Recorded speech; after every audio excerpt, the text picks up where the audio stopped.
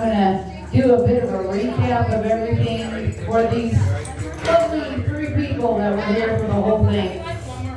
Tyson brought up like the snorting of the gasoline. That's something that you only do once. No, I grew up with a kid that did it way too much. He built a gas-huffing bong out of a World War II surplus mask and a little bowl of gasoline. And well, unfortunately, he did overdose in the 9th grade. And you know, I do believe in the theory of de-evolution, that the too many dumb people are surviving. And that guy, he just deepened the gene pool with that act. The other one that came up was abortion. If you're in a bar, if you're in the Cactus bar on a Tuesday night, whatever you think of abortion is wrong. You know, whatever your opinion is wrong. Situationally or whatever, it could be wrong. Next up, crack cocaine. We did understand that there were some crack smokers in the audience. Crack smokers in the audience. This is not a good time of year for crack smoking in Idaho, in case you didn't know. Springtime is crack smoking season in Idaho.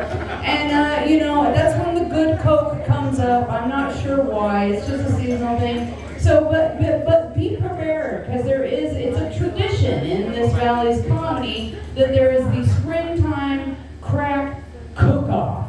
And I have to tell you the truth, Mama always wins, because why? Mom's cooked with fucking love! Okay? So come on down for the crack cook-off. And then we had Ian talking about wanting to drop better loads, and specifically to come on a lady's face. Now, I was married for 17 years, and then I got divorced, and I got on Tinder, and that's when I learned of that, how popular this come on your face thing has become, especially among these younger ones, because I did cougar up a little bit, and I was like, I'd never had it happen to me before, I'd never gotten the request, and he asked, and I said, sure, why not, because you never know, it might be your thing, so I assumed the position, and I was like, all right. Give it to me. And I didn't think of the whole fact of the view when you look up. It's problematic, gentlemen, when you go to come on a lady's face, because what you see is this pogo stick and then your face. And with your face when you're about to come, you look like a gorilla that's failing a calculus exam. It's just not. So I started laughing hysterically. He's like, come on, take this seriously. And I'm like, I can't. I gotta close my eyes. And he's like, no, I want your eyes open. And it's like, well, either my eyes are closed and you can do this, or my eyes are open and I'm laughing. We can't split the difference. So needless to say, he didn't come on my face, and I don't know if I like it or not, but I'm not making a request. Let's make that clear. Lewis, you're in the Cactus bar. You're safe. We'll call a bus for you, okay? We'll call a bus for you. Everything will be good. And then Josh and his swearing in the arguments with this girl. I mean, I'm fucking old. I was at the last gasp when domestic violence was called Friday night entertainment. And if it's all he's talking about is swearing, up your fucking game. I just think of this couple in the trailer park, no lie, Leroy and Lurleen Brown. And he was not the one that was the ass kicker. Lurleen was. And it was a Friday night event that he would show up and there'd be fighting because he drank the whole paycheck, and she would kick him out the door and lock it, and he'd be in his shit-stained fucking shorts banging on the door. Lurleen, let in!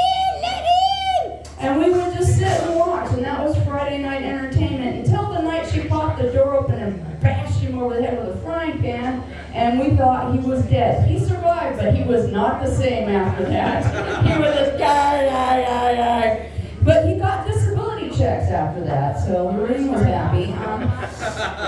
Where are we going? Okay, we're down to Samson finally. Samson, I had the pleasure of trying to roast him at a show, and that was a goddamn nightmare because he is the human equivalent of a goddamn golden retriever. What can you say about him that's shitty other than he's obviously a stoner? I mean, God, and that's not even shitty because he's a nice stoner, but I am shocked you hung out at Hannah's.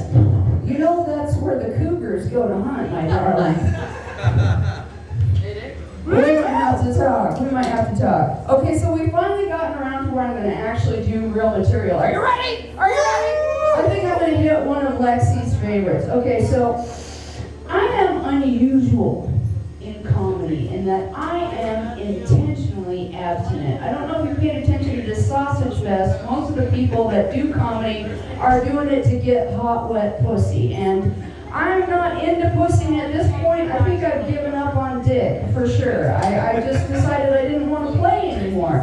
And when you have gray hair and you make that declaration, some of these young gals, some of these sweet young things, assume that I might be judging them for their slutageous ways.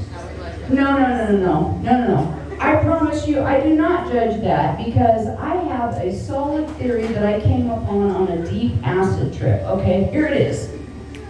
Pussy availability is an internal continuum.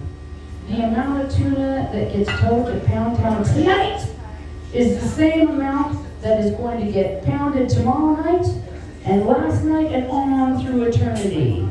So what does that mean? There is no such thing as a slut. There are just some unfortunate gals that are taking up my slack since I quit.